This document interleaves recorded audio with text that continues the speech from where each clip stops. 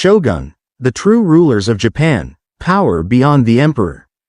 Throughout the long and dramatic history of Japan, there existed a title of power so great that even the emperor himself bowed before it. This was the shogun, the supreme military ruler, the man who held the destiny of the nation in his hands. For nearly 7 centuries, shoguns governed Japan, commanding armies of samurai, controlling lands, and shaping an empire's fate. But who were these men? How did they rise to such power? And why, in a land where the emperor was considered divine, did the shogun become the true master of Japan?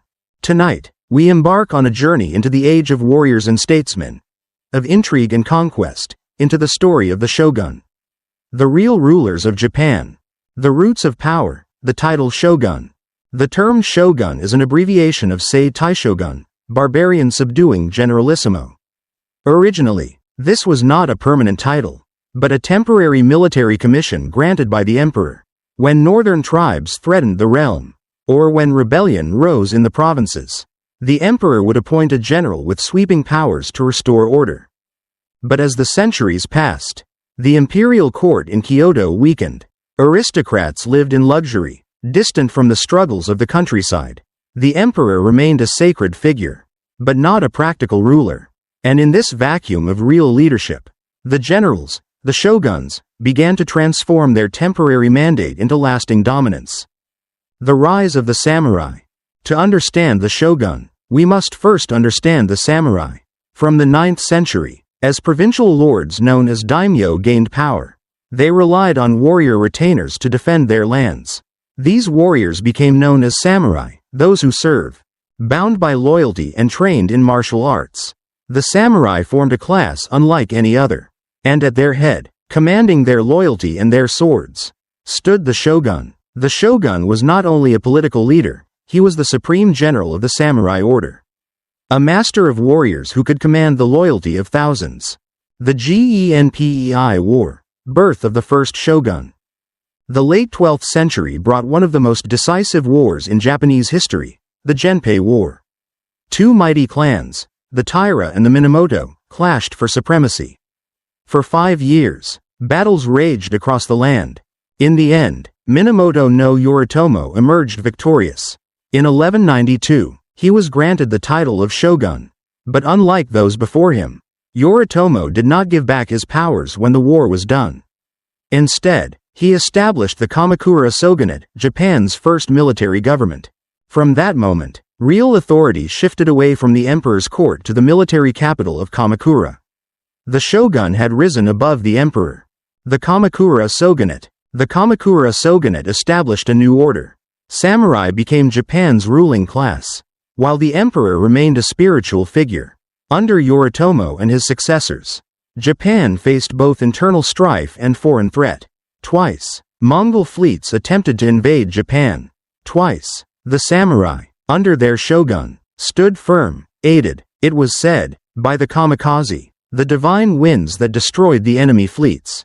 The shogun had proven himself not only as ruler of men, but as the shield of the nation.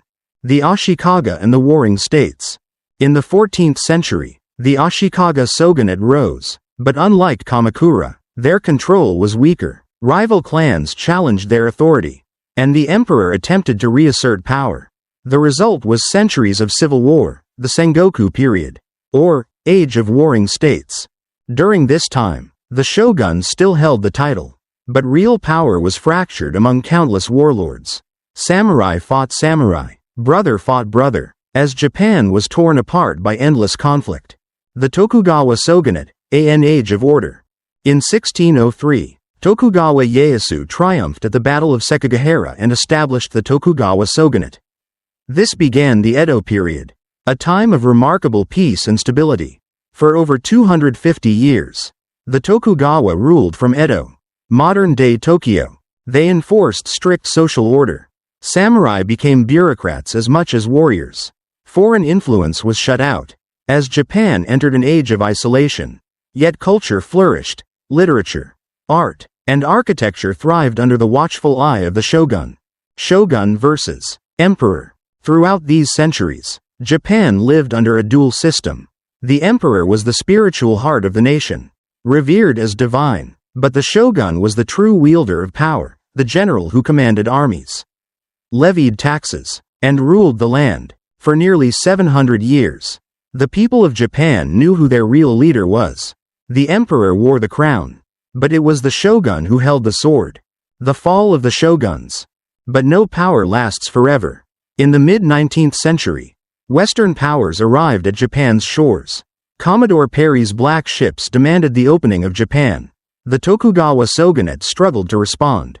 Reformers rallied around the emperor, calling for a return of imperial power. In 1868, the Meiji Restoration abolished the shogunate.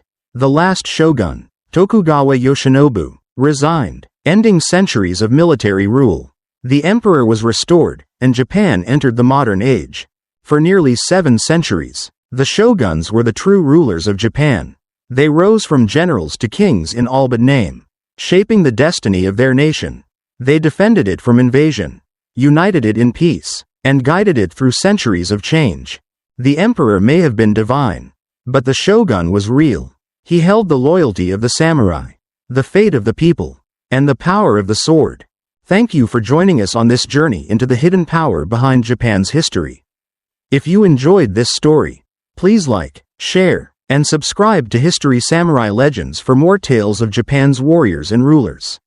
Until next time, may the spirit of the samurai and the legacy of the shogun continue to inspire us all.